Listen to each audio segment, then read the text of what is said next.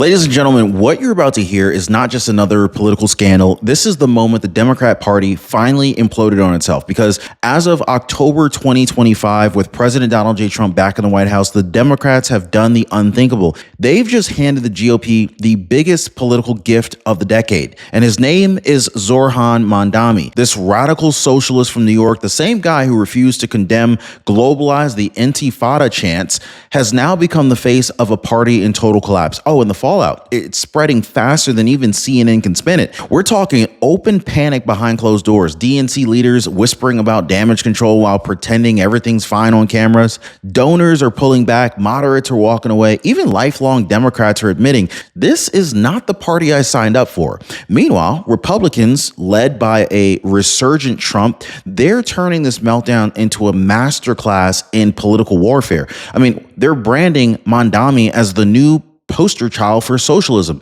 chaos, and even moral rot, and it is working. So tonight, we're going to dive deep into how one man's arrogance and one party's weakness and one president's strength collided to create this total political earthquake that we're facing right now. From the chants in the street to the silence in the DNC to the thunder in the GOP war room. This is the story of a political party that's eating itself alive, because when even Democrats are jumping ship, when the media can't contain the outrage, and when President Trump's America keeps winning while theirs burns, you already know what that means. It is over. Hit the like button and subscribe. Okay, you could probably feel it in the air, folks. That's panic, okay? The first day of voting was supposed to be a victory lap for Democrats in New York City, but instead it turned into a political funeral. Zoran Mamdani, hailed by the far left as their next progressive superstar, stumbled out of the gate so badly that even CNN anchors couldn't hide the discomfort on their faces. I mean, the numbers came in, and what did we see?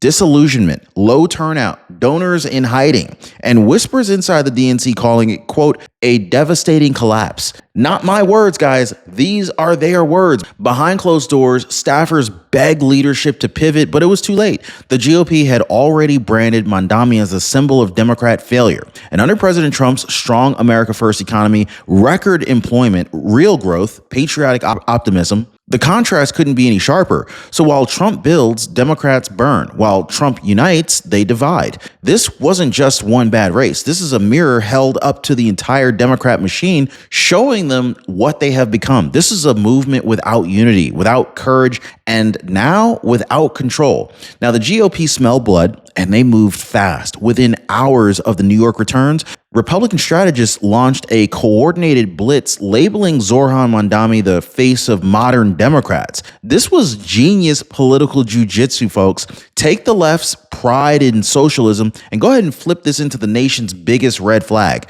Unmistakably genius, guys. Now, Republican congressmen hit the airwaves with precision. We stand for safe streets, sane policies, and affordable living. Republicans stand for Mamdani. Boom. Every Democrat suddenly forced to answer for a man who praised rent freezes and refused to condemn radical chants. Now, Michael Lawler in New York challenged them directly. Do you stand with hardworking Americans or with Zoran Mamdani? And guess what? The silence was deafening. In fact, this wasn't about one candidate anymore. It was about narrative warfare. Trump's team amplified it across social media, drawing a straight line from Mamdani's chaos to Democrat leadership's incompetence. But by the end of the week, polls showed suburban voters swinging hard to the right, not because of campaign ads, but because of disgust.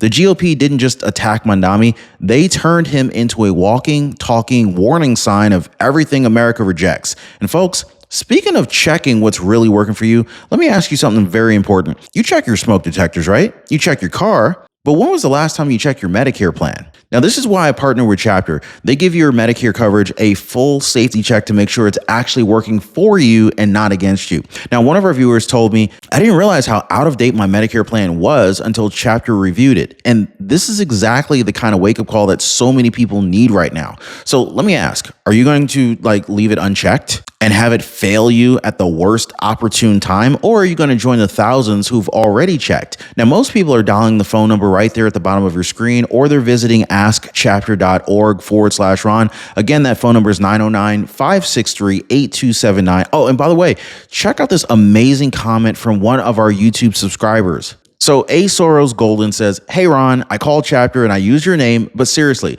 it is open enrollment and I knew I wanted to switch, but was just so confused about the different plans. I talked to Tyler and he was so helpful, even compared all the plans that they have and pointed out where I could save money and what the yearly cost might be. Seriously, thank you. I didn't want to call them because I do not like sales, but you were right. I am now very happy I called, and I know that I made the right choice for me and for my husband. And best of all, they took care of the enrollment for us. 30 minutes from start to finish. Guys, this is what I love hearing. People finally getting the help that they deserve. All right, let's get back into it because Mamdani's downfall didn't stop there, okay? And so that is when the bottom just fell out, because the one thing that's worse than your enemies turning on you, it's your own party pretending that you don't exist. So Miki Sherrill was asked point blank if she supported Zohran Mamdani. Her answer, I'm focused on New Jersey. Translation, absolutely freaking not. Hakeem Jeffries, the so-called leader of House Democrats, gave what reporters called a tepid endorsement, a slow, shaky attempt to save face without actually taking a stand. And Chuck Schumer, well, he went silent. The Senate's top Democrat hiding from his own backyard scandal. This is when you know somebody's finished, guys. When your own allies go mute, when donors pull checks, and when staffers start like updating their resumes before election day, oh, you already know it's over. The same party that preaches diversity and empowerment just threw one of their own under the bus. And then they hit drive, and then they hit the gas, and then they hit reverse and ran over him again. Because the second their radical experiment threatened their power, they hit the eject button. They loved his activism right up until it made them look weak. And so now Mamdani stands completely alone, embarrassed, ashamed, abandoned by his mentors, mocked by Republicans, and branded as a cautionary tale in the age of Trump. Then, of course, came the moment that broke the dam. A reporter asked Mamdani if he condemned the phrase globalize the intifada. A simple yes or no, but he froze. He danced around it, dodged it, refused to answer directly. And in that hesitation, the entire country saw what Democrats have been hiding for years, their moral confusion. Now, the fallout was absolutely instant. Jewish Democrats called it shameful. Moderates called it frightening. Conservatives called it proof that the modern left will tolerate anything as long as it fits their own narrative, right? But within hours, this clip went viral. I'm talking millions of views, outrage pouring in from both sides. But what did the DNC do? Nothing. They didn't do anything. Dead silence. They hoped that it would pass, but it didn't. It metastasized, spreading into every newsroom, every living room, every social media feed. Now, here's the truth, guys. When you refuse to stand up against hate, you don't look nuanced, you look cowardly. And that cowardice cost Mamdani everything. In fact, it cost him his credibility, his campaign, his future, because in 2025, America doesn't want radicals, it wants leaders. So when the firestorm hit, the DNC had a choice, lead or hide. Well, they chose to hide. Hakeem Jeffries brushed off the questions, mumbling something about unity. Meanwhile, refusing to condemn Mamdani's comments, the DNC chair tried to spin it as like taken out of context. Yeah, but everybody could see what was really happening. Paralysis. Total paralysis. I mean, you could feel the fear inside the Democrat headquarters. Donors were furious. Staffers was whispering about a leadership void. And the American people were watching, like asking one very simple question. If you can't handle one radical candidate, how can you handle a country? This is the difference between Trump's America and the Democratic circus. When Trump faces a crisis, he charges in head first, decisive, unapologetic, and very clear about it. But when the left faces a crisis, they hold meetings, they write memos, and yellow posted stickers everywhere, and they issue statements that nobody reads. The DNC's double standard is absolutely exposed. They will cancel a conservative in seconds, but they're going to bend over backwards to excuse their own extremists. That's not leadership, folks. That is cowardice dressed up as tolerance, and it is why millions of Americans have already made up their minds in the 2026. The Democrats are not leading. They are hiding. You know, I got to ask you something real quick. How did you guys find this video today?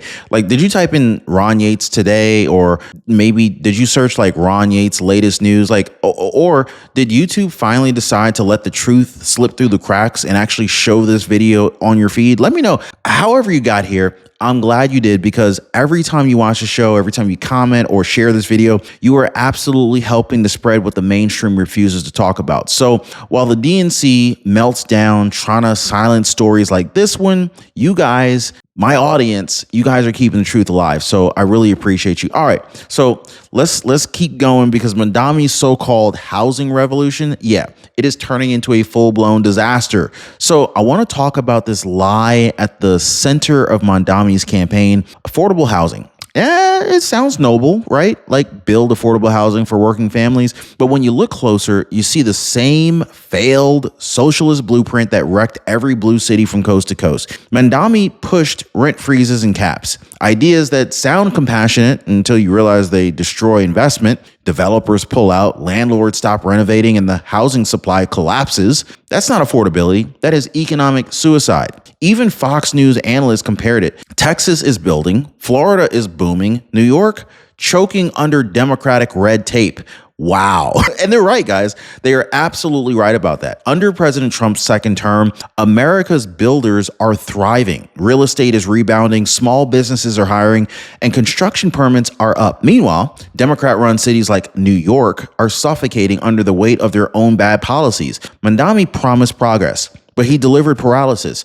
He scared off the investors. Remember Kevin O'Leary? He warned about this. Kevin O'Leary said that this would happen. He angered tenants, and he exposed the left's biggest myth, that socialism helps the poor. But in reality, it traps the poor. And this is exactly what voters are waking up to. This is a truth that the DNC can't spin away. Now, here's where it gets even worse for them. Now, you would think New York, deep blue, heavily unionized, full of lifelong Democrats, they would rally around their candidate. You would think that they would rally around their candidate, but no, that's not what happened. When voters were asked how they felt about Mamdani, the answers were devastating. I don't think any of these candidates are great, is what people are saying. Another person said the party failed to find someone qualified. Now, I want you to understand, these are not Republican critics. These are actual Democrats, their own voters saying this stuff. And so this tells you pretty much everything you need to know about what's going on with the Democrat Party. The Democrat base isn't energized.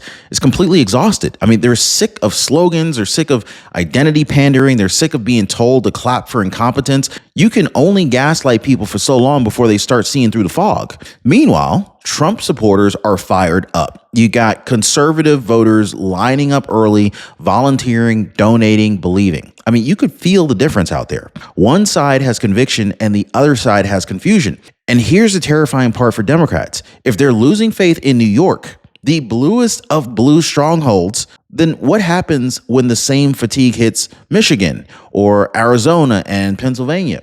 That is not just a problem. This is an extinction level event for their political machine. And so while Democrats spiral, Republicans are on the rise like never before. Across the nation, anywhere from Florida to Ohio to California's forgotten heartland, something powerful is happening. Ordinary Americans, tired of crime, inflation, and weakness, are returning to common sense. The GOP isn't just gaining ground, it's dominating the battlefield. Under President Trump's second term, manufacturing is roaring back. Gas prices are stable, border security is back in full force, and every victory he delivers makes the left look smaller, pettier, and just more unhinged. New polling out of Fox and Rasmussen shows Trump's approval rating surging past 60%. Now, this is unheard of this far into a presidency. And you already know what's fueling it, right? Democrat obsession. Every time they mention his name, every investigation, every insult, every meltdown, his numbers just keep on climbing higher. It's like, what is the phrase in the Bible? No weapon formed against you shall prosper.